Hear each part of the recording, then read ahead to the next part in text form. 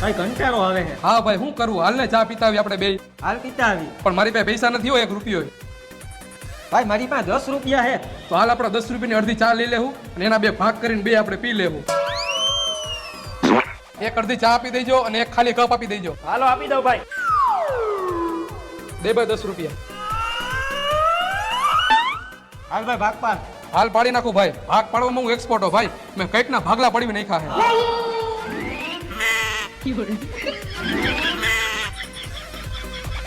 પેલા તું આ કેમ ભાગ પાડે છે? એ તો એકવાર એવું થાય પણ હવે નહીં ડોરા જો તું. ઓ ભાઈ હું અહીંયા ગાભો મારતો ફટાફટ. ભાઈ હવે નહીં ઢોરાય. ઈ તો ભાઈ એકાદી વાર ભૂલ થઈ જાય. છેલ્લા 10 રૂપિયા હતા મારી પાસે.